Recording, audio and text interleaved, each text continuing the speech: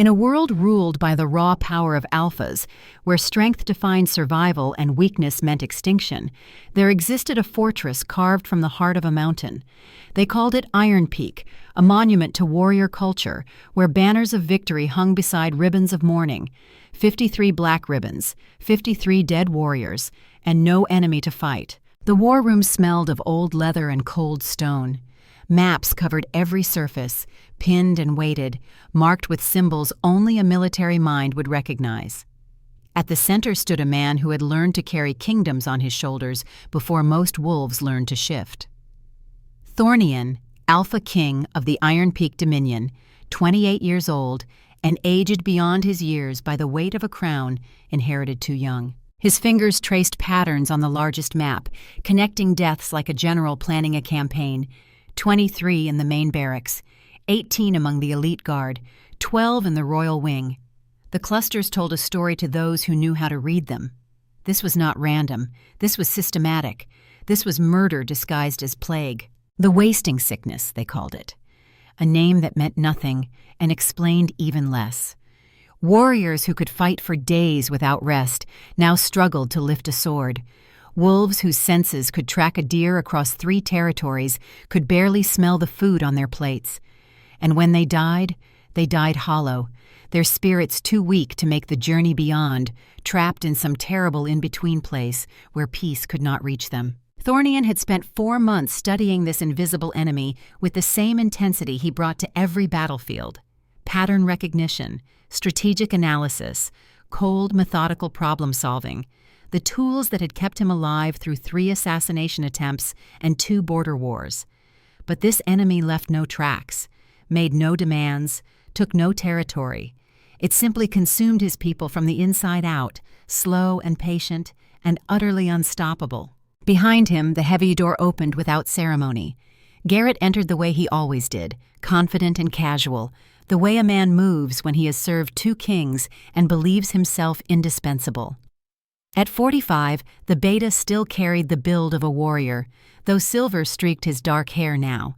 He had trained Thornian after the old king's death 9 years ago, had taught him diplomacy, warfare, and the cold calculations required to rule. Your father would have acted by now.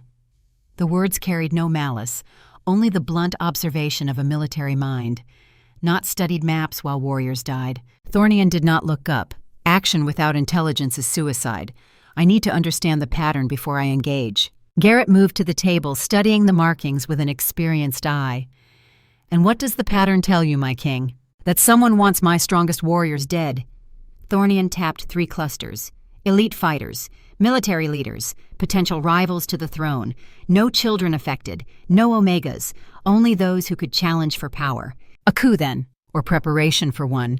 Remove the obstacles first, create chaos and fear, then strike when the pack is weakened. It is what I would do. The beta's expression shifted, something almost like approval crossing his weathered features. Your mind grows sharper each year. Your father would be proud. My father is dead. Thornian finally looked up, silver eyes meeting Garrett's darker gaze. And if I do not solve this, my brother will join him. The words settled between them like stones in deep water. Davion. The younger prince, 24 years old and dying by degrees in the royal chambers above. Thornian's last blood relative. The brother who had stood beside him through every crisis, every battle, every long night when the weight of the crown felt too heavy to bear. Garrett moved to the window, looking out over the fortress city carved into the mountainside. I have heard rumors, he said carefully, from the southern territories, unconventional solutions to unconventional problems. Thornian's jaw tightened. I do not put faith in mysticism. Neither do I, my king. But when conventional methods fail, when healers stand useless and warriors fall without visible cause, perhaps we must consider that this enemy fights with weapons we do not understand. Speak plainly. The Ashvale Pack. Small, unremarkable, barely worth acknowledgement. But they have something. Someone. The traitors speak of a death singer, an Omega who can guide the dying to peace. Thornian laughed, a sound without humor. An Omega. You want me to pin my hopes on southern superstition about a singing Omega? I want you to try everything. Garrett turned, and his voice carried the weight of old loyalty. Davion asked me this morning if dying would hurt. Your brother, who has faced enemy claws without flinching, is afraid of the dark that waits for him. If there is even a chance this Death Singer can give him peace in his final hours, is that not worth exploring? The words hit like arrows finding gaps in armor. Thornian's hands flattened on the map, knuckles white with pressure. You believe she is real. I believe desperation has no pride. I believe you would walk through fire for your brother. I believe a 6-day journey south is a small price for the possibility of peace. Thornian stood silent for a long moment, the calculations running behind his eyes. Probability versus hope. Logic versus love. The eternal war between a king's duty and a brother's heart. Finally, he nodded once, sharp and decisive. Prepare an expedition. 50 wolves, full provisions for 2 weeks. We leave at dawn. Garrett bowed, but something flickered in his expression too quick to name. As you command, my king, I will make the arrangements. When the beta left, Thornian returned to his maps, but his focus had shifted. He was no longer studying the pattern of deaths. He was planning a route south, calculating travel time, organizing logistics with the precision of a military campaign, because that was what he knew: planning, preparation, control over variables. He could not control death, could not command it to release his brother, but he could control this mission. And if there was even a 2% chance that this Death Singer was real, that her gift could ease Davion's passage, then the journey was already justified. The royal chambers were quiet, save for the shallow rasp of labored breathing. Davion lay among furs and silk that could not warm him, his skin pale as winter frost, his silver eyes dimmed by the fog of approaching death. At 24, he should have been in his prime. Instead, he looked like an old wolf at the end of a long life. Thornian sat beside the bed, the informal posture of a brother rather than a king. Between them lay a folder of documents, military protocols, and succession plans written in Davion's careful hand. I have outlined everything. Davion's voice was thin as paper. Roland should take the beta position. He has the mind for warfare and the loyalty. The northern border treaties need renegotiation before winter, and the Stonefall Alpha will test you the moment I am gone. He respects strength. Show him teeth early. You are not dying. Davion managed a weak smile. Brother, I can barely lift my head. My wolf has not answered me in 3 days. I am already gone. This is just my body catching up. Thornian's jaw worked, grinding back words that wanted to escape. Emotion that had no place in a sick room. I will not let you go. You cannot command death. The prince coughed, a wet sound that spoke of failing lungs. Though I imagine you will try. I am trying. I am going south. There is a wolf there, an Omega with a gift. They say she sings for the dying. To what end? Peace. Thornian's voice dropped low. They say no one who hears her song dies in torment, that she guides spirits to whatever waits beyond. Davion's eyes sharpened slightly, his mind still working despite the failing body. You believe in this? I believe in trying everything. I believe you deserve peace. I believe I am not ready to watch you fade into darkness, afraid and alone. The prince reached out, his hand trembling with the effort. Thornian gripped it, careful of the fragile bones beneath skin that felt too thin. I am not afraid of death, Davion whispered.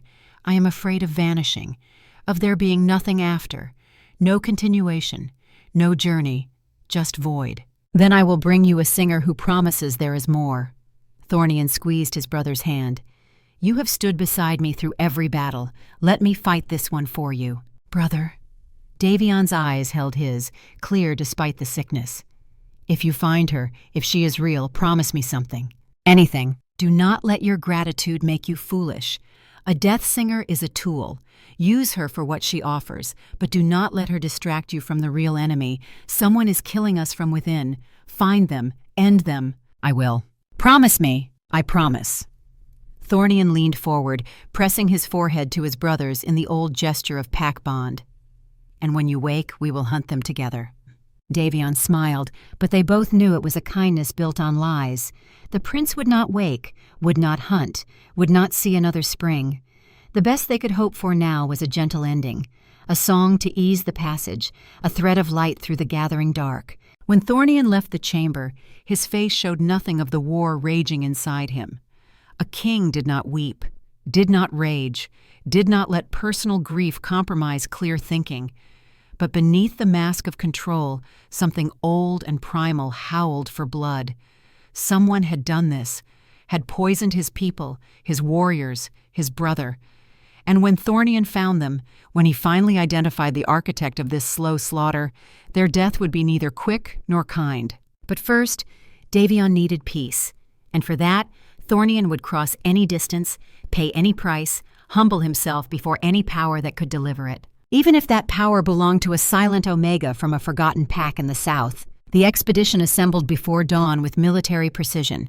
50 elite wolves, their black and silver armor gleaming in the torchlight. 20 fighters, 25 support personnel, 4 scouts, and Roland, the captain of the guard who had earned his position through competence rather than bloodline. Roland approached with a supply manifest, his scarred face impassive. Provisions for 14 days. Medical supplies triple-packed. Trade goods in case negotiation is required. The scouts have mapped 3 routes south, avoiding Stonefall borders. Thornian reviewed the document, approving each line with a commander's eye. Good. We move fast and quiet. This is a retrieval mission, not a diplomatic visit. Garrett arrived leading a pack horse laden with additional supplies. I have included historical texts on death-singing traditions. If this Omega is genuine, understanding the cultural context may help. Thornian glanced at the beta. You have become quite invested in this mysticism. I have become invested in your success, my king. Garrett's expression was unreadable. Whatever brings Davion peace serves the kingdom. And what serves the kingdom serves you. Always. The beta bowed slightly, the gesture carrying layers of meaning Thornian did not have time to unpack. The column moved out as the first gray light touched the eastern peaks. They traveled in formation, scouts ranging ahead, flankers protecting the supply line, the main force maintaining pace that 8 miles without exhausting reserves. Thornian had learned warfare from his father and planning from Garrett, and he applied both to every movement, every decision. 6 days to Ashvale. 6 days to gamble on a rumor and hope it was more than desperate fantasy. The libraries of Ironpeak held records dating back 300 years, and Thornian had ordered them searched for any mention of death singers. What they found was sparse and contradictory. Fragments of folklore, warnings against dark magic, a single account from 200 years prior describing an Omega whose song could ease the dying, but at terrible cost to herself. The text specified rules. Physical contact required. The song could only work on natural death, not murder or curse. Each performance drained the singer's own life force, aging her, weakening her, until eventually the gift consumed her entirely. If this Omega in Ashvale was real, she was burning herself away one song at a time. The knowledge settled in Thornian's chest like a stone. He was asking someone to sacrifice herself for his brother's peace. The moral weight of that request would need examining later, when Davion was not dying and time was not running out. For now, he focused on the mission, on the journey, on keeping his wolves safe through territory that grew less friendly the farther south they traveled. 3 days into the march, a scout returned with news. Ashvale Pack confirmed 2 days ahead. Small settlement, approximately 200 wolves, minimal defenses. Alpha Edgar known for political maneuvering rather than military strength. And the Death Singer? Locals call her the Silent Shade, lives alone on the territory edge. The scout hesitated. Sir, they speak of her with fear, not reverence. Fear. Fear of what? Of death itself. They say she only appears when someone is dying, that her presence is an omen. Some call her cursed. Thornian absorbed this, filing it away with the other fragments of information. Fear meant power. Power meant leverage. If this Omega commanded fear, she was more than the broken thing the rumors suggested. Tell me about their alpha. Edgar inherited the position through marriage, not combat. Keeps power through alliances and manipulation. The pack is weak but stable. They will not resist if we make appropriate show of force. Good. When we arrive, we go straight to the alpha. No delays, no ceremonies. We get what we came for and leave. The scout nodded and wheeled away to resume his position. Roland moved his horse closer to Thornian's. You plan to take her by force if negotiation fails. It was not a question. Thornian met his captain's gaze. I plan to do whatever is necessary. My brother is dying. I did not ride 6 days to accept refusal. And if she is unwilling, if her gift requires consent, then I will convince her. Thornian's voice held the cold certainty of a king who had learned young that survival required difficult choices. One way or another, she returns with us. Roland said nothing, but his silence carried judgment Thornian did not have time to address. The moral complexities of coercion could wait. Right now, only results mattered. As they rode, Thornian found his thoughts circling back to the fragments of lore. An Omega who sang for the dead, who gave her own life force to ease others' passage, who lived alone and feared and used until nothing remained. Something in that image stirred an unfamiliar emotion. Not quite sympathy, not quite recognition, but a sense that perhaps he and this silent Omega understood the same fundamental truth. That power demanded sacrifice, that gifts became burdens, that sometimes survival meant burning yourself away piece by piece until only the essential core remained. He pushed the thought aside. Emotional identification with an asset was unsound. She was a tool he needed to complete a mission, nothing more. But beneath the logic, beneath the cold calculation, something whispered that he was wrong, that this journey would cost more than 6 days of travel, that some transactions could not be undone. Thornian ignored it. He was good at ignoring inconvenient truths. 10 years before, in a pack that no longer existed, a child learned the price of power. Seraphina was 8 years old on the night the rogues came. Her father, Alpha Matthias, was a military genius who had built his small pack into a formidable force through careful alliances and brilliant warfare. Her mother, Luna Evian, maintained the political connections that made those alliances possible. Together, they had created something stable and strong. Until the night 12 rogues attacked in coordinated formation that spoke of professional training. Sarah remembered hiding in the safe room as her father directed the defense, his voice carrying through the stone walls, calm and commanding. Evian, take Sarah to the vault. I will hold the courtyard. She remembered her mother's hands, shaking as they worked the locks. The sounds of battle growing closer, the smell of blood and fear thick enough to choke on. She remembered the moment a rogue broke through, larger than the others, his eyes holding intelligence that marked him as more than mindless killer.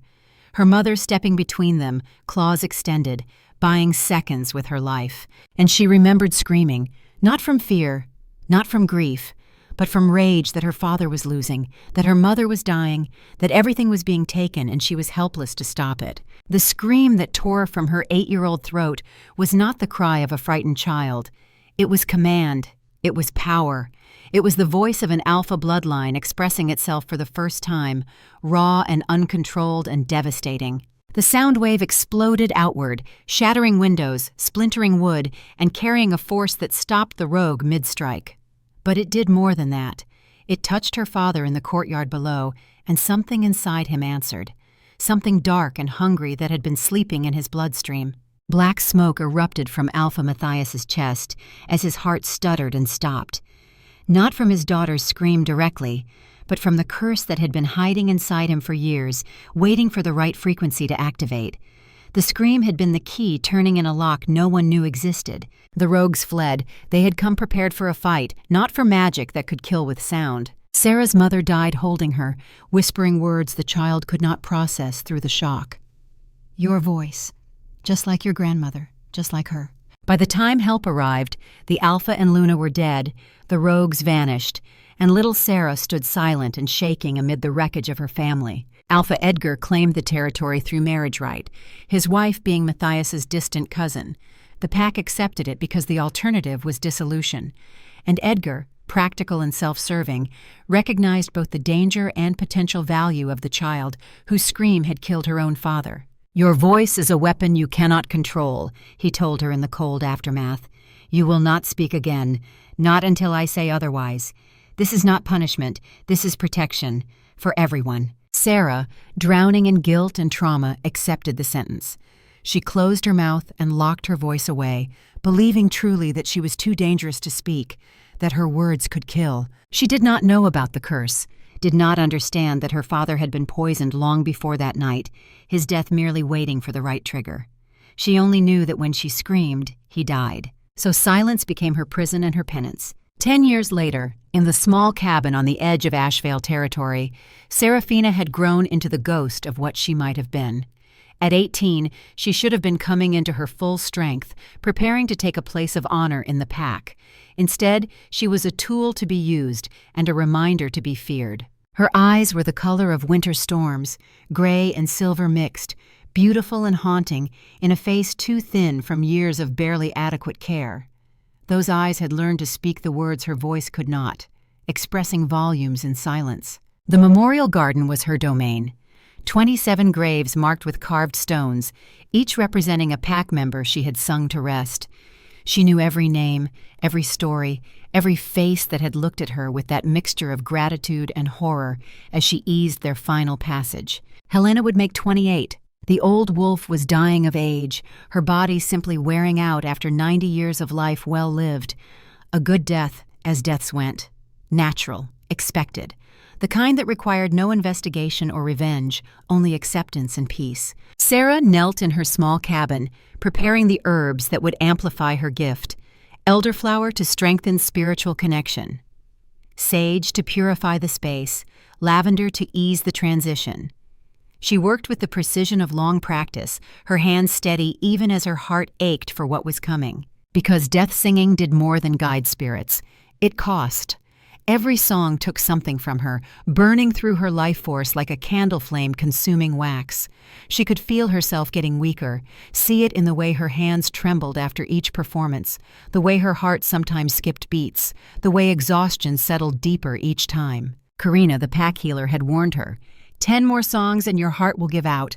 Maybe less. You are burning too fast. Sarah had written her response, then I will make them count. The knock came at sunset. She did not need to answer, simply wrapped her threadbare shawl around her shoulders and followed the messenger through the quiet village. Pack members averted their eyes as she passed, not from cruelty, but from superstition. She was the death singer, the omen, the reminder that all things ended. Helena's cabin smelled of medicinal herbs and the particular sweetness that accompanied dying. The family made space without speaking, their grief already accepting what came next. They did not thank Sarah, did not acknowledge her except to move aside and grant access to the bed. The old wolf's eyes were cloudy but aware. She managed a slight smile as Sarah took her weathered hand. Sarah offered her own small smile in return, the only comfort she could give without words. Then she closed her eyes, centered her breathing, and opened the channel to that deep well of power that lived somewhere between her heart and her soul. The first note emerged soft as whisper, low as earth, carrying the weight of sorrow and the promise of peace. It built slowly, a melody with no words but infinite meaning, weaving through the air like golden thread. Light began to emanate from Sarah's throat, gentle and warm, flowing into Helena along their joined hands. The song told the story of a life well lived. It showed Helena her own memories, organized them into narrative, gave them weight and purpose and completion.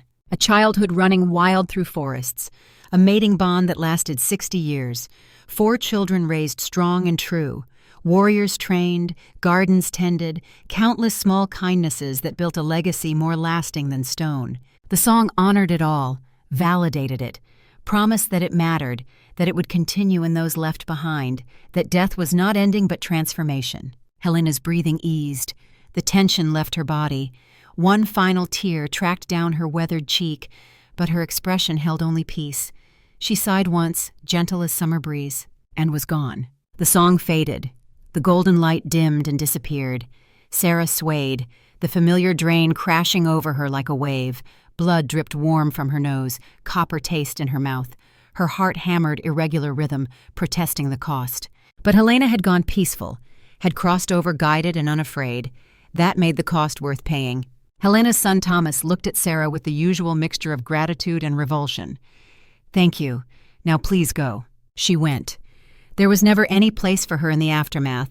The death singer was a function, not a person, a tool that served its purpose and was put away until needed again. Sarah walked not to her cabin, but deeper into the forest, to the hidden grotto where a small waterfall fed a crystal pool, her sanctuary, the one place she felt almost at peace. She sank onto the moss-covered stones, letting the sound of falling water drown out thought.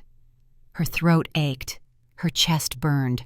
Her heart continued its uneven beating, struggling to find rhythm again. In her mother's journal, the one Karina had secretly preserved all these years, there were entries about Sarah's grandmother, an alpha from the Northern Territories who had possessed a gift, a voice that could command, could heal, could protect. but the entries ended abruptly, mid-sentence, as if Evian had never finished the thought. Sarah traced the words with careful fingers. Your voice, just like your grandmother. She did not understand what it meant, did not know if her grandmother had been Death Singer too, or something else entirely. The mystery lived in the silence with all her other unanswered questions. But sometimes when she sang for the dying, she felt something else trying to emerge. Not death song, but its opposite. A melody of life and strength and fierce protection. It frightened her, that feeling, because if her death song could guide peaceful passage, what destruction might a life song bring? Better to stay silent. Better to use her voice only for its proven purpose. Better to burn away slowly, one song at a time, than risk unleashing power she could not control. She stared at her reflection in the moonlit water, seeing the toll written in her too thin frame, her too large storm-gray eyes, the premature silver threading through her dark hair, 18 years old and already fading. This is what I am, she thought. This is all I will ever be. She had no idea that hundreds of miles north, a king was riding toward her with desperation and hope, that her carefully controlled existence was about to shatter, that silence was about to end. The arrival of the Ironpeak expedition hit Ashvale like a thunderstorm rolling over quiet plains. 50 wolves in formation, their armor catching morning light, moving with the discipline of professional military. At their head rode a figure that commanded attention through presence alone. Tall and powerfully built, dark hair pulled back in warrior style, eyes the color of molten silver scanning the territory with combat assessment. Alpha Edgar nearly fell in his haste to greet them, his political instincts screaming both opportunity and danger. An Alpha King did not travel with full military escort unless serious business was at hand. He bowed deep, too deep, his voice carrying the oily smoothness of professional diplomacy. Alpha King Thornian. This is unexpected, a tremendous honor. How may humble Ashvale serve the great Ironpeak? Thornian dismounted with fluid precision, his gaze sweeping the small settlement with the detachment of a general surveying terrain. I have not come for pleasantries. I require your Omega, the one who sings for the dying. Edgar blinked, his mind racing to process the request. The girl? My lord, she is nothing. A broken creature with a morbid talent.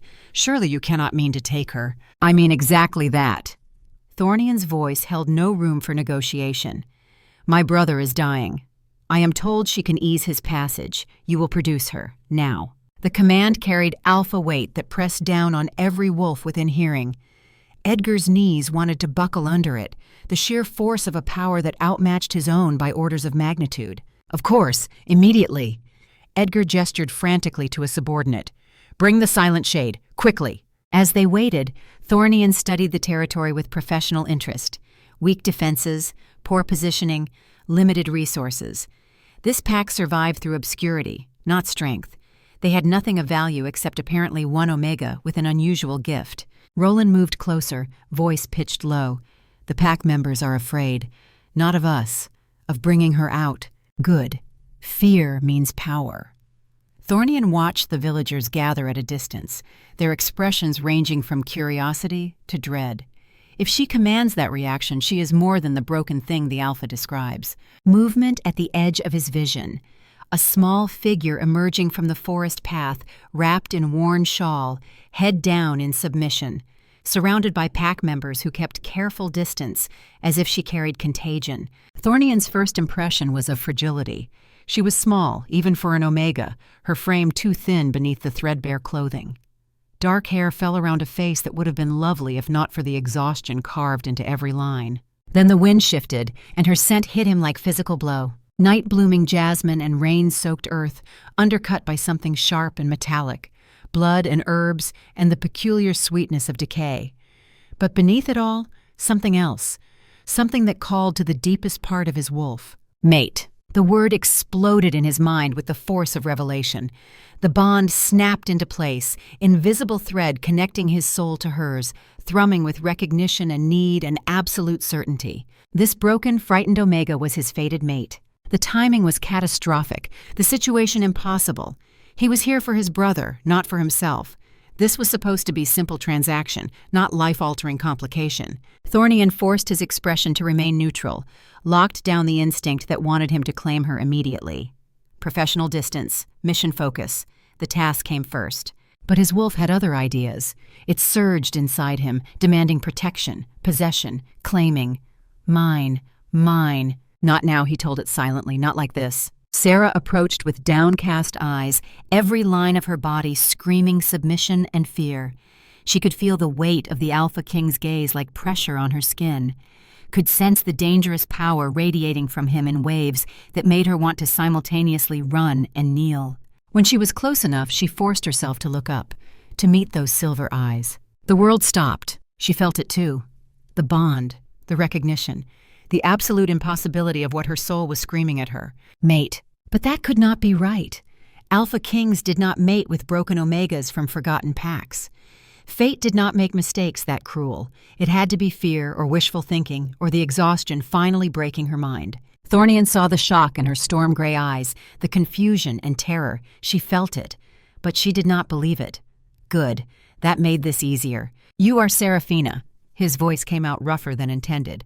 "The Death Singer." She nodded once, jerky movement still caught in his gaze. "I am told you have a gift, that you can ease the passage of the dying." Another nod. "My brother is afflicted with a sickness we cannot cure. He is dying in torment. I want you to sing for him." Sarah's eyes widened. She shook her head, frantic, took a step back. Edgar moved forward quickly. "Forgive her rudeness, great king. She is disobedient. We can persuade her." Thornian's head snapped toward the Alpha, and the growl that emerged carried enough threat to freeze blood. "You will do nothing. She is under my protection from this moment forward." The declaration shocked everyone present, not least Sarah herself. Protection? From an Alpha King? For what purpose? Thornian turned back to her, forcing himself to soften his tone. He could not command his mate like a soldier, could not drag her north against her will, though his wolf wanted exactly that. "Seraphina, I will not force you, but I am asking for your help. I am desperate. My brother is suffering.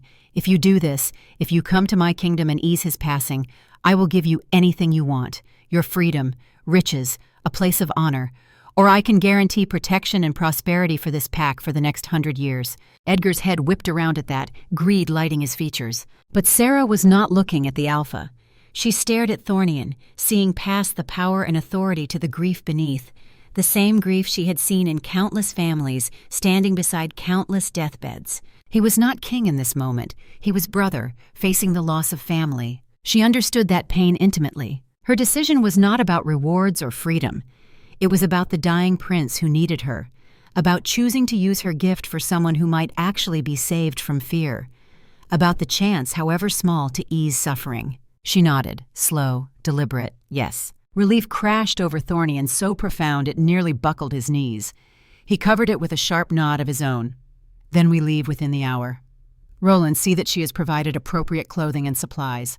As the captain moved to obey, Thornian caught Sarah's gaze one more time. "Thank you." She could only nod again, overwhelmed by the enormity of what she had agreed to. In one morning, her entire existence had shifted. She was leaving Ashvale, traveling to the Northern Territories, going to sing for a prince. And somewhere in the chaos, she had felt something that could not possibly be real. A mate bond with an Alpha King, who looked at her with silver eyes that held storms and shadows and a grief he was too proud to show. This, she thought, is going to change everything. She had no idea how right she was. The journey north was a blur of new experiences and careful observation. Sarah rode in a supply wagon, surrounded by provisions and medical equipment, watching the Ironpeak wolves with fascination. They moved like a machine, every wolf knowing their role, executing it with precision. Scouts ranged ahead, flankers protected the column. The main force maintained a pace that ate distance without exhausting anyone.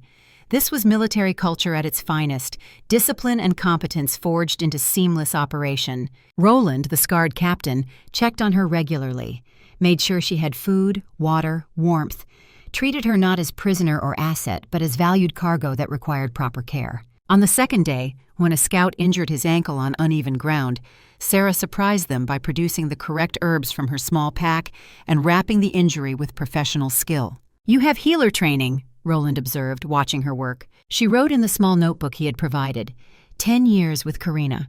I know herbs, wounds, basic medicine. Roland showed this to Thornian that evening. The king studied the neat handwriting, the confident medical terminology. She is educated, skilled, not just a singer. Something in his chest tightened. His mate was competent, intelligent, valuable beyond her gift. The knowledge settled into the growing catalog of things he was learning about her. He caught himself watching her too often. Noticed how she studied their formation with awareness of efficiency, how she conserved resources, how she helped without being asked when the wagon got stuck in mud, using physics and leverage rather than brute strength to free the wheel. She thinks like a planner, he realized. Someone trained her well. Garrett noticed his attention. Careful, my king. Attachment to assets creates vulnerability. She is not just an asset. The words came out sharper than intended. The beta raised an eyebrow but said nothing more. By the fourth day, they crossed into Ironpeak territory. The landscape changed, mountains rising sharp and imposing, forests growing dense with ancient trees, and everywhere the signs of sickness, weakened patrols, undertrained border guards, the infrastructure of a kingdom struggling to maintain strength. Sarah saw it all, her expression growing more troubled as they traveled deeper into the Dominion. When the fortress itself came into view, carved from the living mountain, she finally understood the scope of what she had agreed to. This was not a small pack death. This was a kingdom on the brink. 53 black ribbons hung from the fortress walls, each one representing a warrior lost to the wasting sickness. Soon there would be 54 when the prince finally succumbed, unless she could do something about it. But death singing only worked on natural death. If this was curse, if this was poison like the tiny black threads she sometimes saw, then her lament would fail. Worse, it might kill her trying. She should tell them, warn them. But how? How to write complex magical theory in simple notes? How to explain that she suspected something unnatural without sounding like superstition? As they rode through the fortress gates, Sarah felt the weight of expectation settling on her shoulders like physical burden. All these wolves looking at her with hope. All these warriors who had tried everything else and failed. She was their last chance, and she was not at all certain she could deliver what they needed. Thornian helped her down from the wagon himself, his hands careful on her waist. Their eyes met, and for a moment the bond flared between them, undeniable and terrifying. "Welcome to Ironpeak," he said quietly. "Whatever happens, you are safe here." She wanted to believe him, wanted to trust in the promise she saw in those silver eyes. But safety was an illusion. She had learned that the night her parents died. Still, she nodded, let herself lean on his strength for just a heartbeat before pulling away. She had work to do, a prince to save, if saving was even possible. The royal chambers smelled of sickness and desperation. Davian lay among the furs, worse than Sarah had imagined. His skin held the waxy translucence of advanced deterioration. His breathing came shallow and labored. His eyes, when they opened, showed the clouding of a spirit already half departed. But when Thornian led her to the bedside, the prince managed to focus, managed a weak smile. "So, the legendary death singer, you are smaller than I expected." Sarah offered a tiny smile in return, taking the seat beside his bed. She pulled out her notebook, wrote quickly. "What symptoms exactly? I need details." Davion's eyebrows rose. "She wants medical history. Brother, I like her already." Thornian moved to stand behind Sarah, close enough that she could feel his warmth. "She asks intelligent questions. Tell her everything." The prince described his experience with the precision of a trained warrior. The gradual loss of taste, the weakening of muscles, the strange sensation of being pulled downward rather than forward, and underneath it all, a feeling of hooks in his soul, dragging him towards something dark. Sarah listened, her concern growing with each detail. That was not natural death. Natural death was a journey forward, a transition. This was entrapment, imprisonment. She wrote carefully, "This feels wrong to you? Like being trapped rather than released?" "Yes." Davion's relief at being understood was palpable, exactly like that. Sarah looked up at Thornian, then at the healer Elias who stood nearby. She wrote a longer note, her hand shaking slightly. "Death song works on natural passage. If this is curse or poison, I cannot promise it will help. I will try, but you should know the risk." Thornian read it over her shoulder. "What risk to you?" She hesitated, then wrote the truth. "Each song costs me. If I try to fight curse rather than guide natural death, it might burn me up completely." The room went silent. Davion stared at her. "You would risk death to try to help me?" Sarah met his gaze steadily, then wrote, "You are already dying in fear. Better I try than let you suffer." Thornian's hand found her shoulder, gripped tight enough to feel through the fabric. "You do not have to do this. We can find another way." She shook her head, writing quickly. "There is no other way. You know it. He knows it. I know it. So let me try." The brothers exchanged a long look, some wordless communication passing between them. Finally, Davion nodded. "Do it. Whatever happens, I will not die wondering if there was chance." Sarah took a slow breath, centering herself.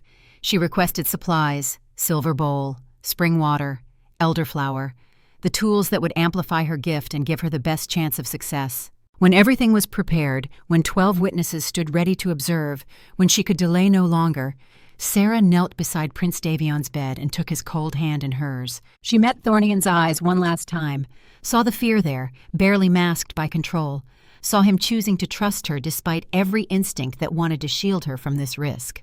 Then she closed her eyes and opened herself to the song. It began low and mournful, the familiar melody of the death lament. Golden light spiraled from her throat, flowing along their joined hands into Davion's failing body. His memories surfaced, beautiful and terrible. Childhood games with Thornian, the day their father died, his first battle, his first love, the weight of being second to the throne, always supporting, never leading. The song honored all of it, weaving narrative from fragments, giving meaning to moments that had seemed small. But then Sarah encountered the wrongness. Black smoke erupted from Davion like poison from a lanced wound, not the tiny threads she sometimes saw in natural death, but massive ropey coils covered in glowing runes. They wrapped around his spirit like chains, pulling him down, down into darkness that had no end. This was not sickness. This was deliberate. This was murder by degrees. Her song shifted without conscious thought, moving from lament to battle cry. The golden light sharpened, formed blades, began hacking at the black coils. The curse fought back, thorns erupting from the smoke, piercing into Sarah's spirit as she attacked. Pain exploded through her. Blood poured from her nose, her eyes, her ears. Her heart stuttered, struggling to maintain rhythm under the assault. But she did not stop. Could not stop. Because beneath the curse, she could feel Davion's true spirit, strong and bright and desperate to live. Thornian saw her bleeding and stepped forward. "Stop. You are dying." But Sarah's eyes met his, fierce and determined. "Trust me." He froze, made the hardest choice of his life. Let her continue. His hand found her shoulder, gripping tight, and something flowed from him into her. Alpha strength, raw power that she could channel, could use to amplify her own fading reserves. The song rose to impossible heights, notes she had never sung before pouring from her throat. And beneath her own voice, she felt something else. Her grandmother's voice, ancient and powerful, singing in harmony across the veil of death itself. This was not death song anymore. This was war song, purification chant. The weapons of alphas who had defended their people with voice and will and absolute refusal to surrender. The final note hit like earthquake, shaking the foundations of the room. The black smoke screamed, an audible sound of rage and pain. And then it was ripped from Davion's body entirely, expelled into the silver bowl Elias held ready. The curse coalesced there, writhing and furious, and for just a moment before it dissipated, the runes glowed bright enough to read. Sovereign Curse, the assassination magic banned 200 years ago, used only 3 times in recorded history, each time to murder a king. Sarah collapsed forward, every ounce of strength gone. Thornian caught her before she hit the floor, cradling her against his chest. She was so light, so fragile, bleeding from every orifice. But Davion gasped, color flooding back into his face. His eyes cleared. He drew a deep, full breath for the first time in months. "Brother," he whispered, "I can breathe." Elias rushed forward, examining the prince with hands that shook from witnessing impossible magic. "The curse is gone, completely expelled. He is cured." The room erupted in stunned chaos, but Thornian heard none of it. He was focused entirely on the woman in his arms, her pulse thready and weak, her breathing shallow. "Sarah," his voice cracked, "stay with me." Her eyes fluttered open, unfocused and exhausted. She tried to smile, managed a tiny quirk of lips before unconsciousness claimed her. Thornian carried her to his own chambers, laid her in his bed, and positioned himself as guardian while healers worked to stabilize her.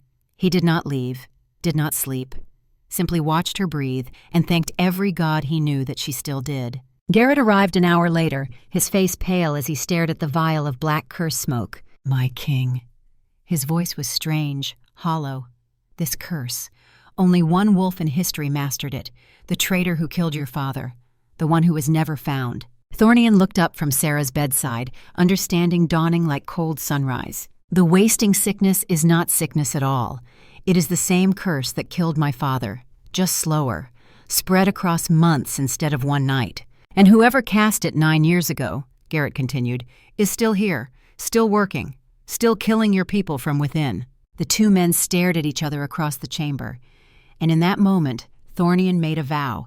He would find the traitor, would hunt them through every shadow and hidden corner of his kingdom, would make them pay for every death, every moment of suffering, every ounce of his brother's fear. But first, he would make sure Seraphina survived, because she had just become the most valuable wolf in the entire Dominion, the only one who could detect and destroy the curse that was killing his people, the only one who could save them all. His mate, his miracle, his death singer who had just revealed that her true gift was not guiding souls to rest, but calling them back to life. And somewhere in the fortress, the traitor who had cast the sovereign curse was realizing that their weapon had been neutralized, that their careful plan was unraveling, that the silent Omega they had never considered a threat had just become their greatest enemy. The hunt was beginning, and this time there would be no escape. To be continued in Part 2, The Hunter's Requiem. Seraphina woke to the smell of cedar and smoke, wrapped in furs that carried the scent of the Alpha King. For a moment, confusion reigned. This was not her small cabin, not the hard cot she had slept on for 10 years. This was luxury she had never imagined, in chambers that spoke of power and permanence. Memory crashed back. The journey north, Prince Davion dying in torment, the battle with the curse, the black smoke and golden light and pain that had felt like dying from the inside out. She sat up carefully, testing her body for damage. Everything ached, her throat felt raw, her chest tight, her heartbeat still irregular. But she was alive. Somehow, impossibly, she had survived purging a sovereign curse. The chamber door opened, and Thornian entered carrying a tray. He stopped when he saw her awake, relief flooding his expression before control reasserted itself. "You should not be sitting up. The healers said you needed at least 3 more days of rest." Sarah reached for the notebook on the bedside table, found her hands shaking too much to write clearly. Frustrated, she set it down and simply looked at him, hoping her eyes could convey the questions her voice could not. Thornian set the tray aside and moved to sit on the edge of the bed, careful to maintain respectful distance. "Davion is recovering. Fully. Whatever you did, you destroyed the curse completely. The healers have examined him thoroughly. He is weak from months of deterioration, but he is healing. He will live." The relief that washed through Sarah was so profound it brought tears to her eyes. She had done it, had saved him. The risk had been worth it. "You have been unconscious for 2 days," Thornian continued, his voice low and controlled. "You bled from every orifice. Your heart stopped twice. The healers had to use Alpha Command to restart it. Do you understand how close you came to death?" Sarah nodded slowly. She understood, had felt herself slipping away during the battle with the curse, had chosen to keep fighting anyway because letting Davion die in that darkness was not acceptable. Thornian's jaw tightened, some war playing out behind his eyes. "What you did was beyond anything in our histories. You did not just ease his passing, you fought death itself and won. The curse you expelled, we have identified it. Sovereign curse, banned magic. The same curse that killed my father 9 years ago." Sarah's eyes widened. "The same? Then this was not random sickness." "No." Thornian's voice went cold as winter stone. "This is assassination. Systematic murder of my strongest warriors. Someone has been killing my people for months, possibly years, and they are still here, still active, still dangerous." He met her gaze, and the intensity there made her breath catch. "Which means you are now the most valuable wolf in this kingdom. You can detect the curse, can fight it, can cure it. Whoever is doing this will see you as a threat. They will try to eliminate you." The weight of that realization settled over Sarah like iron chains. She had thought singing for one dying prince would be the extent of her involvement, had not considered that curing him would paint a target on her back. Thornian seemed to read her thoughts. "I will not let anything happen to you. You are under my personal protection now. These chambers adjoin mine. Roland and 4 elite guards are stationed outside at all times. You do not go anywhere without escort. You eat nothing I have not tested first." The possessiveness in his voice spoke to more than just protecting a valuable asset. Sarah felt the mate bond humming between them, that impossible connection neither of them had acknowledged aloud. She picked up the notebook again, forcing her shaking hands to cooperate. "Why? Why protect me this much?" Thornian was silent for a long moment, choosing his words with the care of a man navigating dangerous ground. "Because you saved my brother. Because you can save my people. Because you risked your own life without hesitation for someone you had never met. Those are the logical reasons." He paused, then added more quietly, "And because the thought of you being hurt makes me want to burn the world down. That is the honest reason." Sarah's hand trembled as she wrote, "The mate bond. You feel it too." "Yes, I felt it the moment I saw you in Ashvale." He looked away, jaw tight. "I did not tell you because I wanted you to have choice, not obligation, not fate forcing your hand." She stared at him, this powerful king admitting vulnerability, offering her agency even when instinct must be screaming at him to claim her. Slowly, carefully, she wrote, "I felt it too. Thought I was imagining. Omegas do not get fated mates who are kings. You are not just an Omega." Thornian turned back to her, something fierce in his eyes. "What you did to that curse, that was alpha power. The song you sang at the end, that was not death song. That was something older, stronger." Sarah's hand moved across the page. "My grandmother." I felt her voice joining mine. "Mother always said I was like her." "Who was your grandmother?" "I do not know. Mother died before telling me." Sarah's writing grew shakier. "But she was from the north. That is all I know." Thornian absorbed this, filing it away with the other pieces of the puzzle. "We will research it. The Forbidden Library has genealogies going back 300 years. If your grandmother was Northern Alpha bloodline, there will be records." A knock at the door interrupted them. Roland entered, his scarred face grave. "My king, the council demands audience. They want to see the Omega who cured the prince. Tell them to wait." Thornian did not look away from Sarah. "With respect, sir, they have been waiting 2 days. And Beta Garrett is asking questions about the curse, about how it was identified. He seems concerned." At the mention of Garrett, something shifted in Thornian's expression. "Send word I will attend within the hour. And Roland, I want a full background investigation on every wolf who had access to the royal wing during my father's final year. Quietly. Tell no one what you are looking for." The captain's eyes sharpened with understanding. "You suspect the traitor is someone close. I suspect everyone." Thornian stood, moving toward the door. "Until we know who cast that curse, trust no one completely. Not even me." "Sir?" Roland hesitated. "The kitchen master who prepared meals during the outbreak 4 months ago. I have been reviewing records. He was appointed by Beta Garrett 3 months before the first death." Thornian went very still. "Find him. Bring him to the interrogation room. Do not alert Garrett." "Already done, sir. He is waiting for you now." "Good." Thornian glanced back at Sarah. "Rest. Eat. Regain your strength.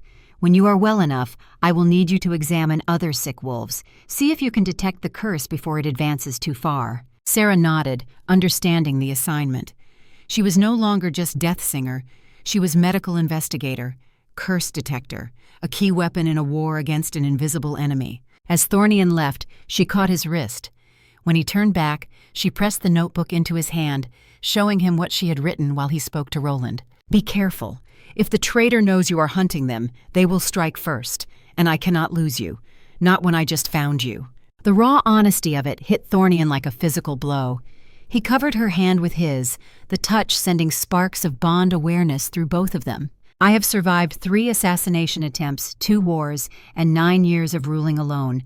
I am not easy to kill, but I promise you this, I will be careful, because I have something worth staying alive for now." He left before she could respond, but the warmth of his hand lingered on hers long after the door closed. The interrogation room was cold stone and iron restraints, designed to intimidate.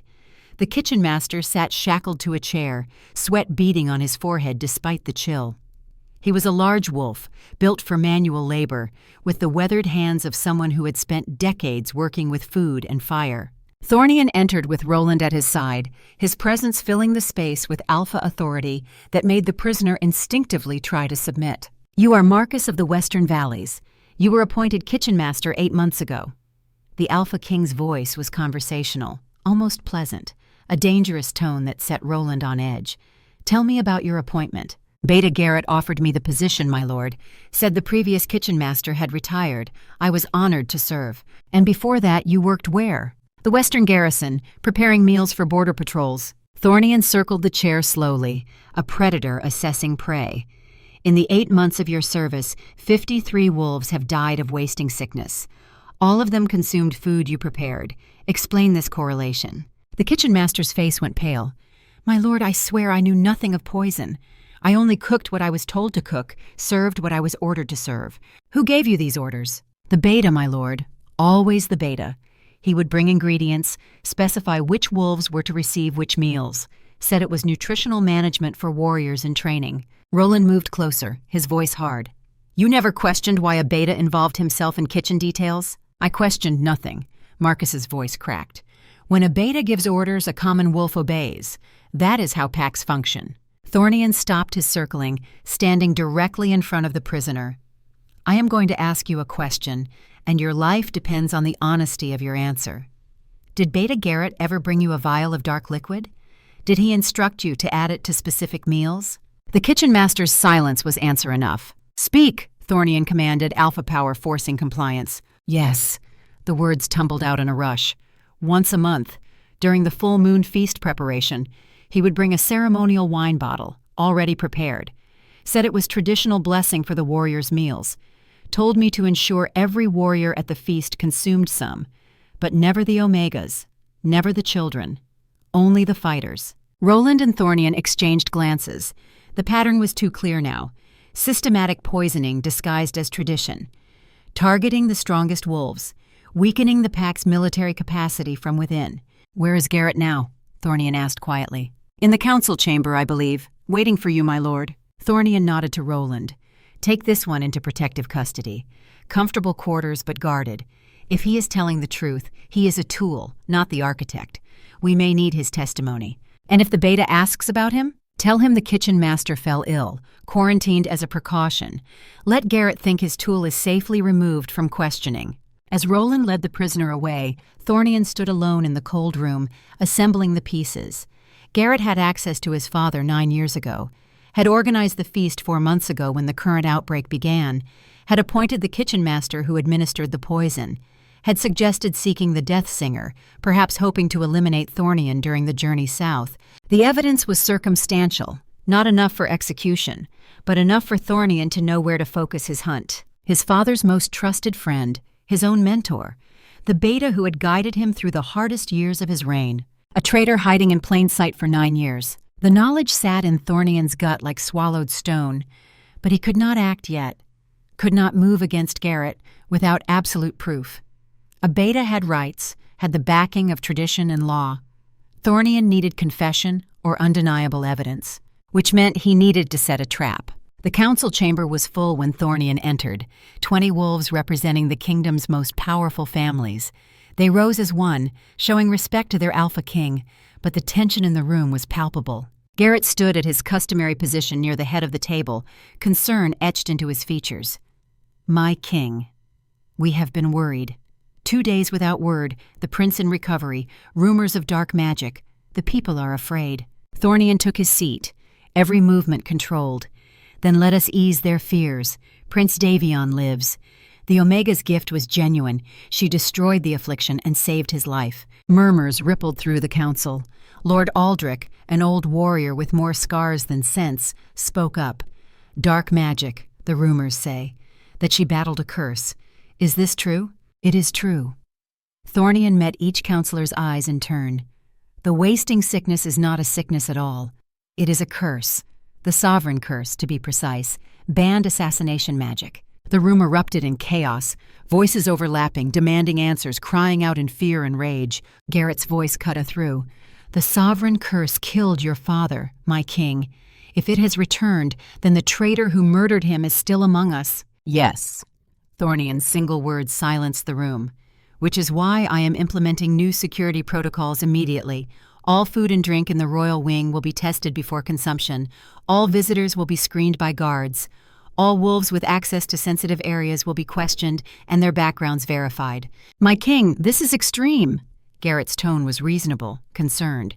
You risk creating an atmosphere of suspicion and fear. Someone murdered my father, is currently murdering my warriors, nearly killed my brother. I will create whatever atmosphere is necessary to protect my people. Of course, the beta bowed his head.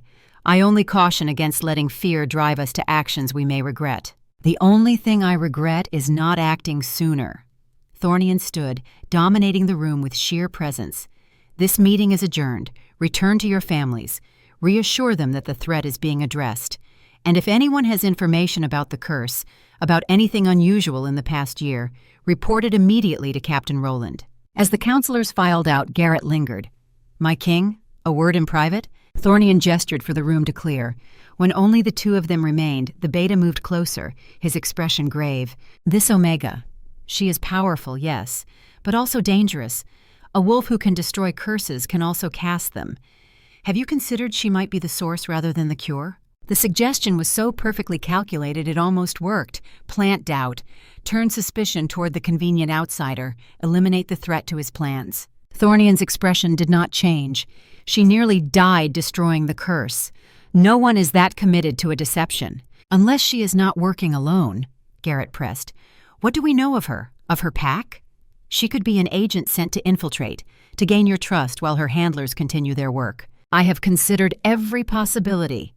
Thornian's voice went cold, including the possibility that the traitor is someone I trust, someone with access and opportunity, someone who benefits from weakening the kingdom. Garrett's expression flickered, just for an instant.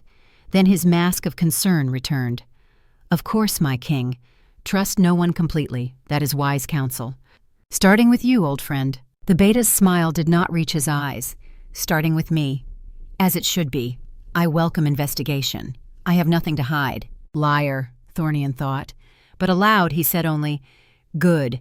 Then you will not mind Roland examining your quarters. Standard security protocol for all counselors. Of course not. Whatever serves the kingdom. They stood in silence for a moment, two wolves who had fought side by side for years, now circling each other with barely concealed hostility. Garrett broke first. I should return to my duties. The border patrols need coordination. Yes, go, and Garrett. My king? Stay away from the Omega. She is under my personal protection. Anyone who threatens her answers to me directly. The beta bowed and left, but Thornian saw the flash of rage in his eyes before he turned away. The trap was set. Now he just needed to wait for Garrett to step into it. 3 days after waking, Sarah was strong enough to leave the royal chambers under heavy escort. Thornian had requested she examine the remaining sick wolves, see if she could detect curse residue, and potentially treat them before the affliction progressed too far. 6 warriors still showed symptoms. Early stage, caught before the curse fully embedded. Sarah moved from bed to bed in the infirmary, touching each wolf's hand, humming softly to detect the magical signature. With each one, she felt it. The tiny black threads trying to take root. The hooks designed to drag spirits down into darkness. But caught early, they were vulnerable. Her song could cut them away without the massive battle she had fought for Davion. She worked for hours, purging curse after curse, her power growing more refined with each attempt. By the 6th warrior, she barely needed to sing. Just a focused hum, a precise application of golden light, and the black threads dissolved. Thornian watched from the doorway, something like awe in his expression. She was not just powerful. She was learning, adapting, turning her gift into a precision instrument. When she finished, exhausted but triumphant, he was there to steady her. 6 more saved. His voice carried relief and pride. You have given them their lives back. Sarah pulled out her notebook, writing quickly. The curse is not taking root as deep anymore, like it is weaker, or being applied less frequently, because the traitor knows we are hunting them. Thornian helped her to a chair. They are being more careful, which means we are getting close. A commotion at the infirmary entrance drew their attention. Roland entered supporting Prince Davion, who was still pale and weak but walking under his own power. Brother, you should be resting. Thornian moved to help, but Davion waved him off. I have rested for months. The prince's voice was stronger than it had been in weeks. I came to thank the one who saved me. He approached Sarah with the careful respect of a warrior, acknowledging a superior fighter. Lady Seraphina, I owe you a debt I can never repay. You fought for my life when you had no reason to care whether I lived or died. You risked yourself for a stranger. That is honor beyond measure." Sarah flushed, uncomfortable with the praise. She wrote hastily, "You would have done the same." "Perhaps," Davion smiled, "but I did not. You did, which makes you braver than most warriors I know." He glanced between her and Thornian, noting the way his brother stood close, the angle of his body protective, the bond humming visibly in the air between them. "So, this is why you have been impossible to reach for 3 days." The prince's smile widened. "My fierce brother has finally found his match." Thornian's expression did not change, but Sarah saw color touch his cheeks. "We have more important matters to discuss than speculation about bonds. It is not speculation when every wolf in the castle can smell the mate scent." Davion's tone turned serious. "Which means you need to formalize the bond soon, before someone uses her to get to you. I am aware of the implications." "Are you?" "Because I remember you, brother.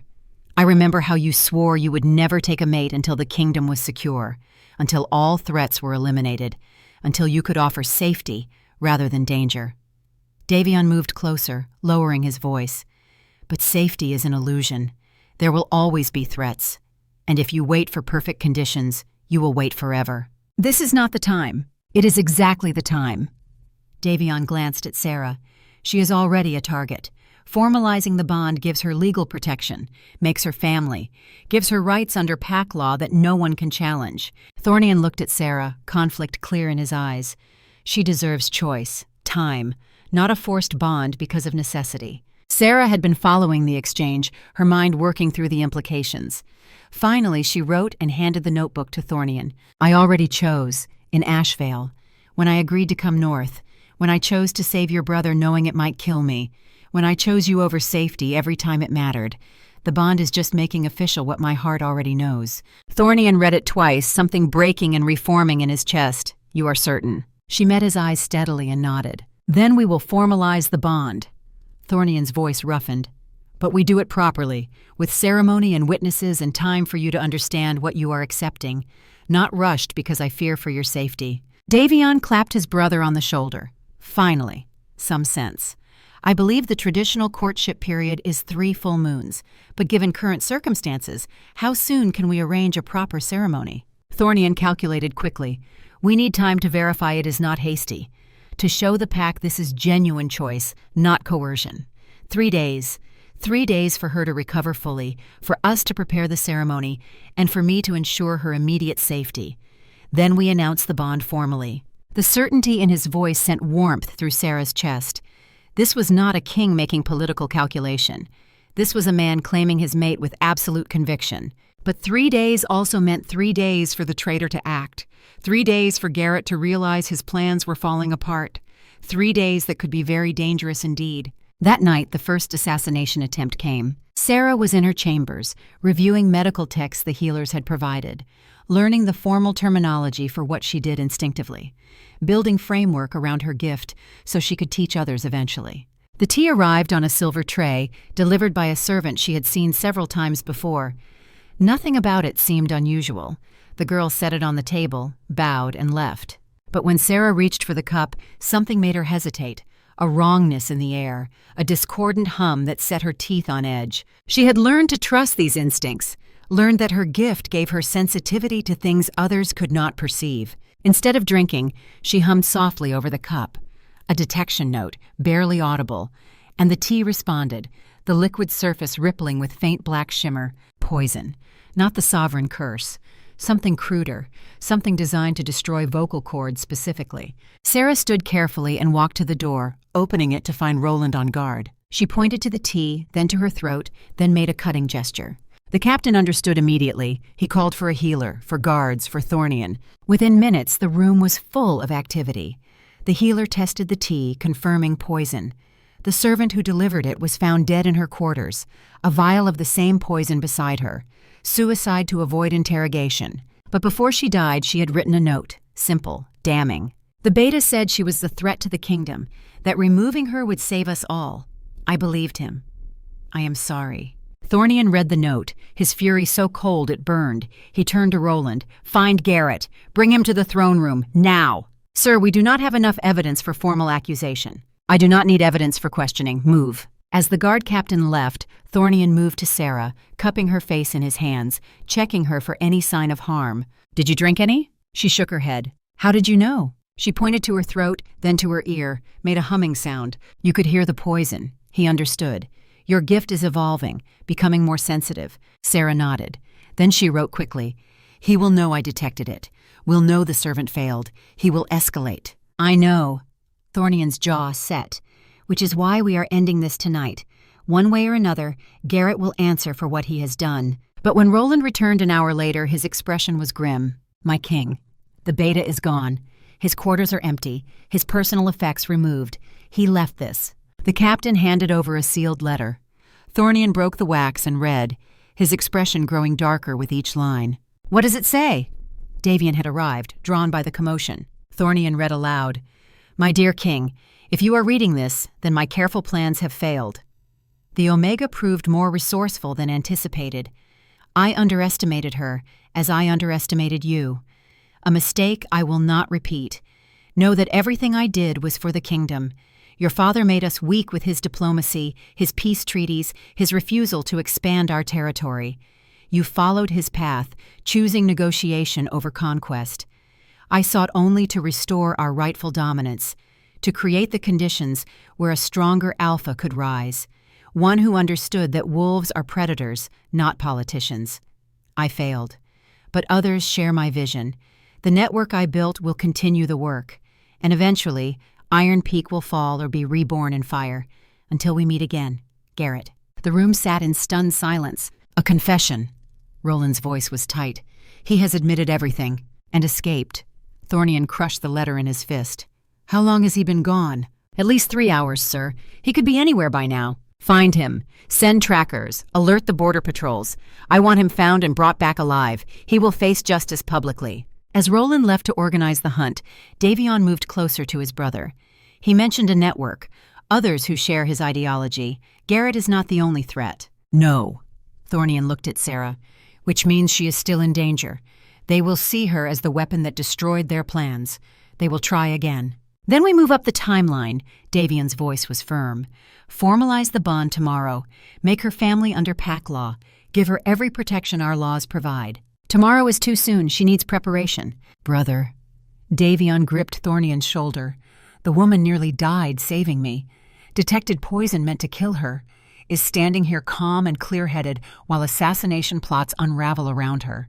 She does not need preparation. She needs a mate who will stop making excuses and claim her already." Thornian looked at Sarah, question in his eyes. She wrote 2 words. "Tomorrow, yes." The decision was made. The mating ceremony was arranged with speed born of necessity and precision born of military training. What would normally take 3 months of preparation was compressed into 18 hours through sheer force of will and alpha command. The great hall was transformed. Winter roses from the high valleys, candles by the thousand, the traditional white and silver of mate bonding ceremonies. Every ranking wolf in the kingdom was summoned. This would not be private affair. This would be public declaration of bond and protection. Sarah was dressed by attendants in traditional Omega finery, a white dress of silk and fur, a crown of silver leaves, the formal marks of a chosen mate. She looked at herself in the mirror and barely recognized the woman staring back. 3 weeks ago, she had been the silent shade, the death omen, the broken thing no one wanted. Now she was being prepared to become Luna Queen of the most powerful pack in the north. The transformation should have felt impossible, but when Thornian came to escort her to the ceremony, when his eyes met hers and the bond flared between them, it felt inevitable. "You are beautiful." His voice was rough with emotion.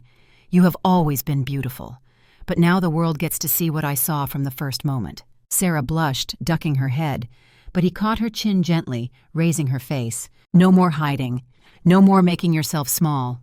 You are Omega, yes, but you are also alpha-blooded, also powerful beyond measure, also mine, and I am yours, equal to equal, partner to partner." She smiled, real and bright, and wrote quickly, "Then let us make it official before another assassin interrupts." He laughed, the sound startling in its genuineness. "Lead on, my almost mate." The ceremony was ancient ritual mixed with military precision. The entire pack assembled as witnesses. Davion stood as Thornian's second. Roland held the ceremonial blade that would seal the bond in blood. The officiant, an elder wolf who had presided over 3 generations of matings, spoke the traditional words. "We gather to witness the claiming of mates, to recognize the bond forged by fate and chosen by will. Alpha King Thornian of Ironpeak, do you claim this Omega as your mate, your equal, your partner in all things?" Thornian's voice rang clear. "I do. Before the moon and stars, before my pack and ancestors, I claim Seraphina as my fated mate. She is my equal in worth, my partner in rule, my completion in soul. I pledge my strength to her protection, my wisdom to her counsel, my life to her keeping." The words were not just ceremony, they were law. Under pack tradition, a claimed mate gained rights equal to the Alpha, could not be challenged or removed except by the Alpha's own word. Sarah was about to become untouchable. "And do you, Seraphina of Ashvale, accept this claim?" Sarah looked at Thornian, at this man who had given her choice at every turn, who had valued her mind as much as her gift, who looked at her broken silence and saw strength rather than weakness. She could not speak of the traditional response. Her voice was still too damaged, too unreliable for formal vows. But she could write, and she had prepared. An attendant brought forward a scroll, unrolling it for all to see. Sarah's writing, clear and certain. "I accept. Before the moon and stars, before this pack and my ancestors, I accept Thornian as my fated mate. He is my equal in courage, my partner in purpose, my completion in soul. I pledge my gift to our people's healing, my voice to truth-telling, my life to his keeping. I am his, and he is mine, from this day until the end of days." The elder nodded. "Then by the old laws and new, I recognize this bond. Let it be sealed in blood and witnessed by all." Roland brought forward the ceremonial blade. Thornian took it, drawing it across his palm without flinching. Then he handed it to Sarah, who did the same. They clasped hands, blood mingling, and the bond that had been hovering potential snapped into full force. The sensation was overwhelming. Thornian's strength pouring into her peace flowing into him. 2 souls recognizing their perfect match and fusing into something greater than either alone. Golden light exploded from their joined hands, visible to every wolf present.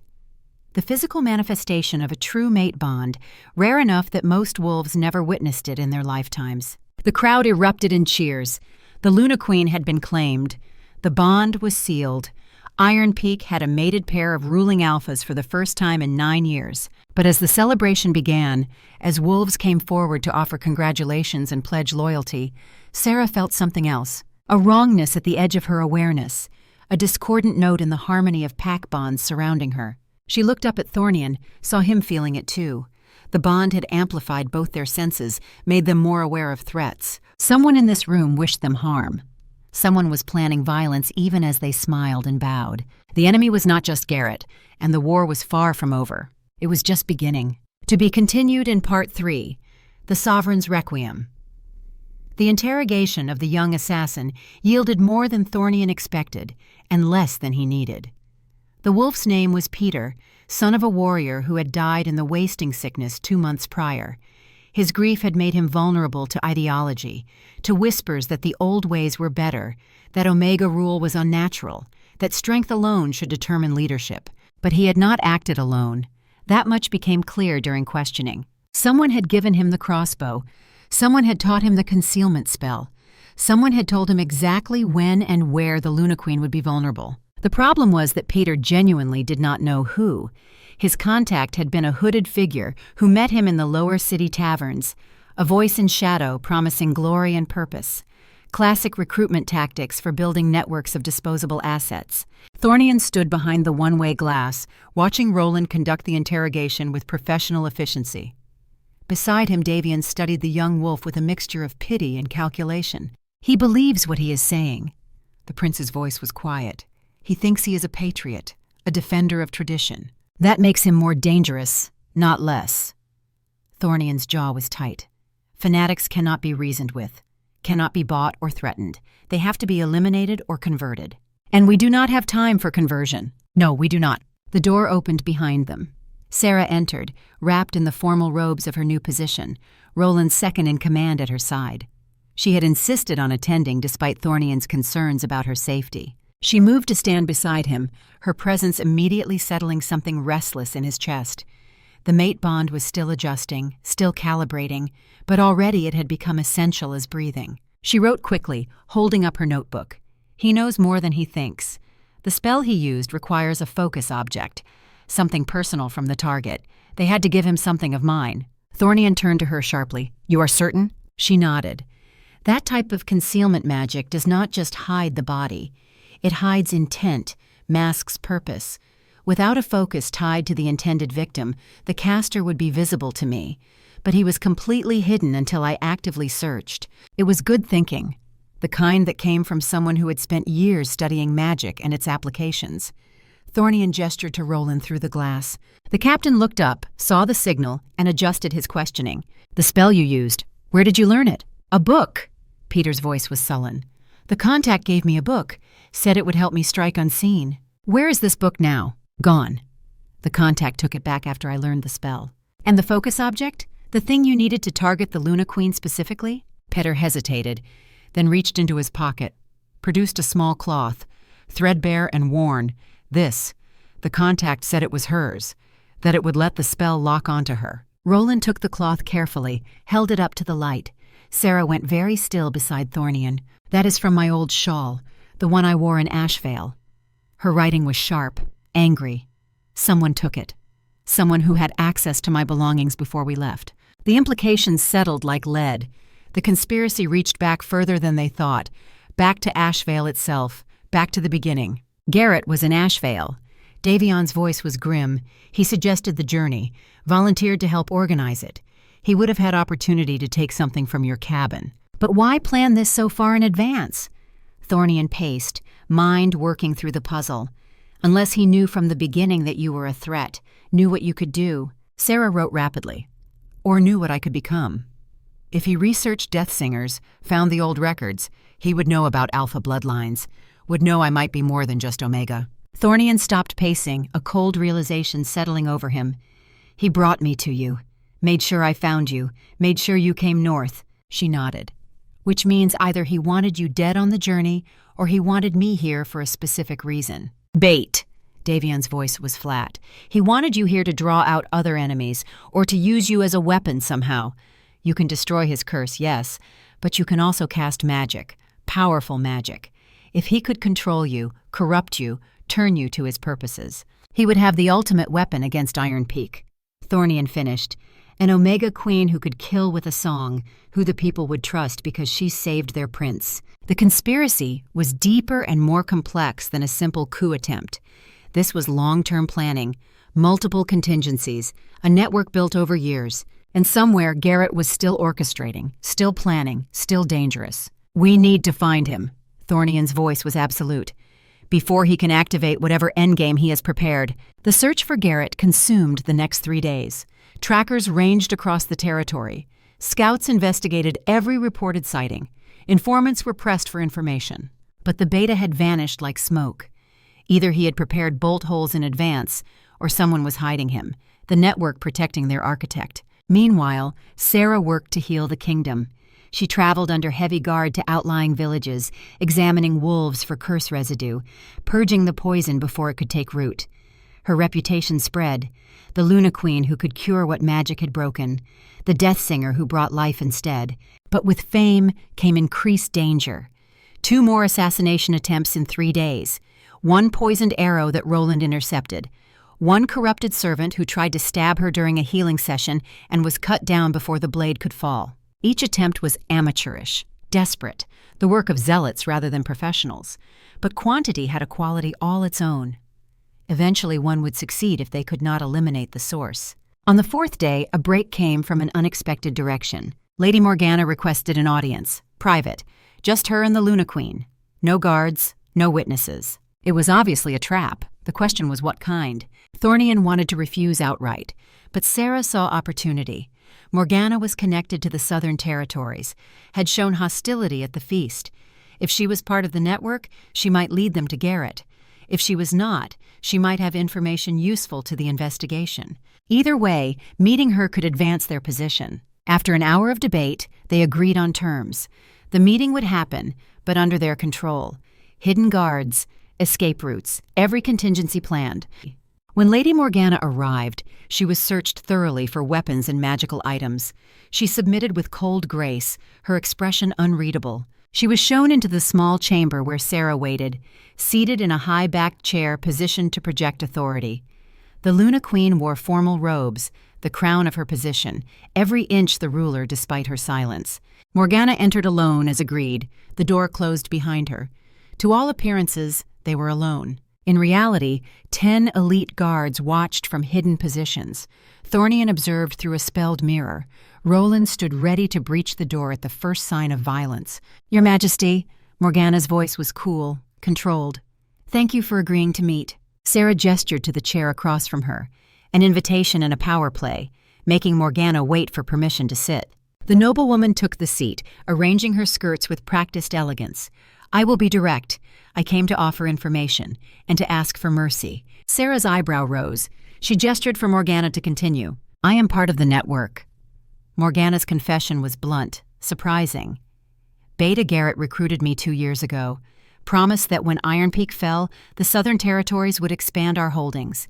That strong leadership would replace weak diplomacy. Sarah waited, face carefully neutral, hand ready to signal the guards if needed. "But I did not sign up for this." Morgana's composure cracked slightly. Poisoning warriors is one thing, political maneuvering. But targeting Omegas? Trying to murder the Luna Queen? That is madness that serves no purpose. "So you want to betray your co-conspirators now that the plan is failing?" Sarah wrote and held up. "I want to survive." Morgana met her eyes. "I am a pragmatist. Garrett is gone. The network is fracturing. You have already captured or killed half our assets. Continuing to fight is suicide. So I am offering you Garrett's location in exchange for clemency." Sarah considered, then wrote, "Why should I trust you?" "Because I have no reason to lie. If I wanted you dead, I would not have requested this meeting where I am obviously surrounded by hidden guards." Morgana smiled slightly. "I can hear them breathing in the alcoves. Your husband is not as subtle as he thinks." Sarah allowed herself a small smile, wrote, "Tell me where Garrett is." "The old fortress at the northern border. 3 days' ride from here. He is gathering what remains of the network, planning one final strike before fleeing to Stonefall territory where he has asylum arranged." "What is the target of this final strike?" Morgana hesitated, then said quietly, "You. He believes if he kills you, the kingdom loses its only defense against the curse. He has enough poison stockpiled to infect 1,000 wolves. Without you to cure them, Ironpeak collapses from within." The plan was brutal in its simplicity. Remove the healer, release the plague, watch the kingdom tear itself apart. Sarah wrote carefully, "And in exchange for this information, you want what?" "Exile." Morgana's voice was steady. "Let me leave Ironpeak. Strip my titles, take my lands, but let me walk away with my life. I will disappear into the Southern Territories and never return." It was a reasonable request, pragmatic, the kind of deal that served both sides. Sarah stood, wrote a longer message, and showed it to Morgana. "I cannot grant clemency. That is the king's decision. But I can recommend mercy for cooperation. Whether he agrees depends on how good your information proves to be. If you have lied, if this is a trap, you will wish the guards had killed you when they had the chance." Morgana stood as well, bowing formally. "I understand. And Your Majesty, for what it is worth, I apologize. You did not deserve to be targeted. You saved the prince, healed our people. Garrett let ideology blind him to reality." Sarah nodded once, dismissal. As Morgana left under guard escort, Thornian entered through the side door. His expression was unreadable. "You handled that well, like you were born to rule," Sarah wrote. "Do you believe her?" "About Garrett's location? Possibly. About her motives? She is a survivor. She will say whatever keeps her alive. But the information is worth investigating." "And her request for exile?" Thornian was quiet for a long moment. "She is guilty of conspiracy, of working to undermine my throne. Traditionally, that is execution. But she came forward, offered information, recognized when to fold instead of doubling down on a losing position. That is the kind of enemy I can respect." He looked at Sarah. "What do you think?" "You are Luna Queen. Your voice matters in this decision." Sarah wrote slowly, thinking through the implications. "Exile sends a message. That cooperation earns mercy, that we value intelligence over blind vengeance. It might encourage others in the network to come forward. Thinking like a ruler, Thornian smiled slightly. You see the larger game. I am learning from a good teacher. They stood close, the bond humming between them. Outside, the investigation would continue. Morgana's information would be verified, plans would be made. But in this moment, they were just mates, partners, two wolves learning to navigate power and danger together. The raid on the northern fortress was planned with the precision Thornian brought to all military operations. 60 elite warriors, full armor and weapons, medical support, siege equipment if needed. And Sarah, despite every instinct screaming at Thornian to leave her behind. She had argued her case logically. If Garrett had stockpiled curse poison, they needed her to neutralize it. If there were infected wolves in the fortress, she could cure them. She was not a delicate flower to be protected. She was a weapon to be deployed. Thornian had agreed because she was right, and because treating her as equal meant accepting she would be in danger sometimes. They rode out before dawn, a column of wolves moving with military discipline. 3 days' hard travel to the border fortress. 3 days of Thornian trying not to imagine all the ways this could go catastrophically wrong. Sarah rode beside him now, no longer relegated to the supply wagon. She wore light armor that Elias had designed specifically for her, spelled to deflect blades and absorb impacts. Not heavy enough to restrict movement, but protective enough to give Thornian some peace of mind. Davion rode on her other side, recovered enough to insist on coming, despite still being below full strength. Roland led the vanguard, the best warriors Ironpeak had to offer, moving to end a threat that had haunted them for years. On the second day, scouts reported activity at the fortress. Approximately 40 wolves in residence, defensive positions established. They knew someone was coming. Either Morgana had warned them, or they had their own intelligence network. Either way, the element of surprise was gone. Thornian called a halt to reassess. They made camp in a defensible position while he consulted with his commanders. The plan was elegant in its simplicity. Sarah and Thornian would appear to be traveling with minimal guard, vulnerable and exposed. The bait that Garrett could not resist. When the fortress defenders came out to intercept, the ambush would trigger. Roland positioned archers along the approach, cavalry hidden in tree lines, the main force close enough to respond but far enough to avoid detection. It was a good plan, the kind that worked on paper and in war games. The question was whether it would work against a desperate enemy with nothing to lose. The ambush was sprung at dawn. 20 wolves poured from the fortress gates, charging toward the small party on the road. Sarah felt them coming before she saw them. The wrongness of curse magic. Multiple sources. Garrett had infected his own followers, turned them into weapons, knowing they would die to serve his cause. She signed to Thornian, curse-infected, 20 of them, all carrying the poison. His expression went cold. Then we do not let any escape. If they scatter, they could infect villages. This ends here. Roland's signal went up, and the forest exploded with Ironpeak warriors. The battle was swift and brutal. Cursed wolves fought with enhanced aggression, feeling no pain, accepting no surrender, but they were outnumbered and surrounded. Discipline against fanatical rage. Sarah did not stay out of the fight. When a cursed wolf broke through the defensive line, charging straight for her, she met it with a note that hit like physical force.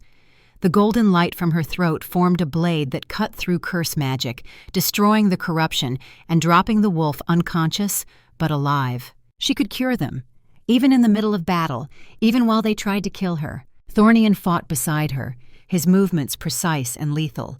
He disabled rather than killed when possible, trusting Sarah to purge the curse later. But when wolves attacked her directly, his mercy evaporated. The fight lasted less than 10 minutes. 20 cursed wolves subdued or dead. No Ironpeak casualties. The ambush had worked perfectly. Now for the fortress. Thornian signaled Davion, who had been waiting for this moment. The assault on the fortress was methodical. With the main defensive force eliminated, the remaining 20 wolves inside could not hold. Davion's team breached the gates, pushed through the courtyard, fought room by room until the defenders surrendered. Garrett was found in the central tower, surrounded by vials of curse poison, enough to infect 1,000 wolves, just as Morgana had said. He stood over a ritual circle, prepared to shatter every vial and release an airborne plague that would devastate the region. But he hesitated, because Thornian entered the room first, and behind him came Sarah, and the sight of them together, alive and bonded and strong, broke something in the old Beta's certainty. "You should be dead!" Garrett's voice was hollow. "The Omega should have burned herself out saving Davion. You should have been vulnerable, grieving, easy to manipulate. Your mistake was underestimating her." Thornian moved forward slowly, blade ready. "You saw an Omega. You saw a tool. You never saw the warrior. She is an aberration." Garrett's hand hovered over the vials. "Alpha power in an Omega body. It is unnatural. Wrong. The old bloodlines knew to cull such mutations. My grandmother was Alpha Omega." Sarah's voice rang clear, stronger than Thornian had ever heard it. "She ruled the northern packs for 30 years, until zealots like you murdered her for being different." Garrett's eyes widened. "You are her descendant. That is why the power, why the curse responded to your voice. You carry her legacy, and I will use it to destroy yours." Sarah stepped forward, beginning to hum. Golden light gathered in her throat.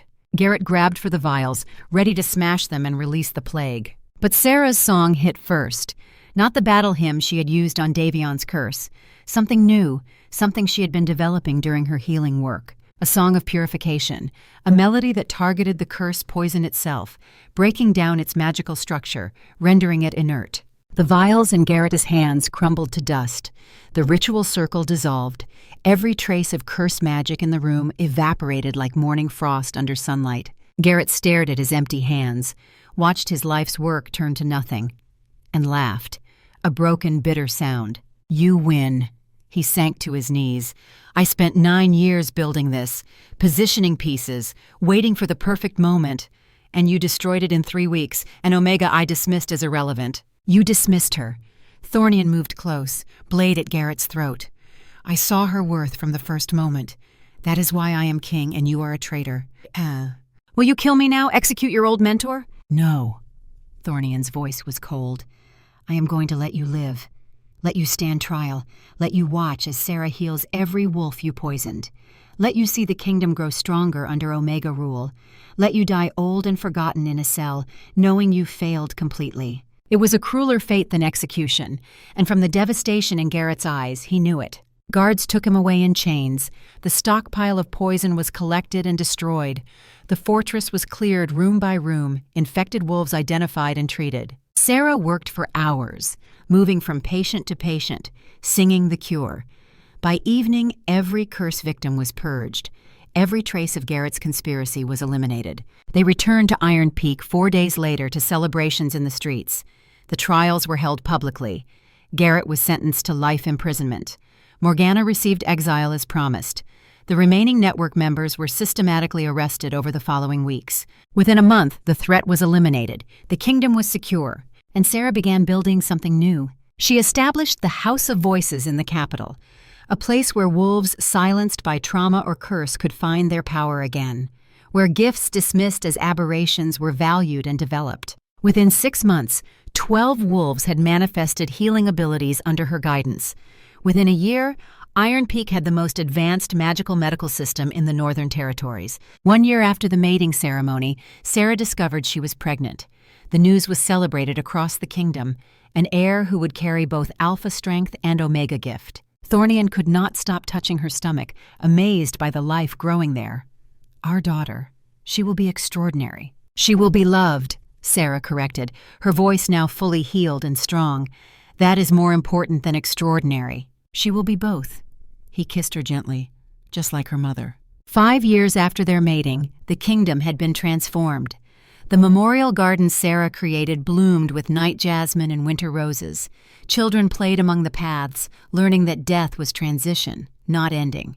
Their daughter Evienne was 4 years old, already manifesting extraordinary gifts. Not just healing or death singing, but something new. A song of joy that made flowers bloom out of season and brought laughter to sad hearts. Their son Matthias was 2, showing his father's mind for warfare and his mother's empathy in equal measure. The family gathered often in the garden Sarah had built, a place of remembrance and celebration, where the past was honored and the future welcomed. One evening, as sunset painted the sky in gold and crimson, Thornian found Sarah there alone. He moved to stand behind her, arms wrapping around her, chin resting on her shoulder. 10 years of silence," she said softly. 10 years believing my voice was a curse. And now? Now I teach others that their voices matter, that silence can be broken, that power comes in many forms, and the strongest is the courage to be vulnerable. They stood together as the sun set, two wolves who had found each other against impossible odds, who had fought conspiracies and curses and hatred, who had built something beautiful from the ashes of trauma. The Death Singer had learned to sing for the living. The Alpha King had learned to kneel before what mattered most, and together they had created a kingdom where strength and compassion were not opposites but partners, where an Omega could rule beside an Alpha as equal, where gifts dismissed as curses became weapons of healing, where silence could be broken and voices reclaimed. In the distance, little Evian's laughter rang out like bells. She was singing to the flowers, her unique gift making the garden bloom even brighter. The next generation was already manifesting their power, already preparing to carry the legacy forward. The Omega's Requiem had become a song of life, and it would echo through the ages, teaching every wolf who heard it that true strength came not from dominance, but from partnership, not from silence, but from finding your voice, not from standing over others, but from kneeling before what matters most. And in that lesson, a kingdom was transformed. The end.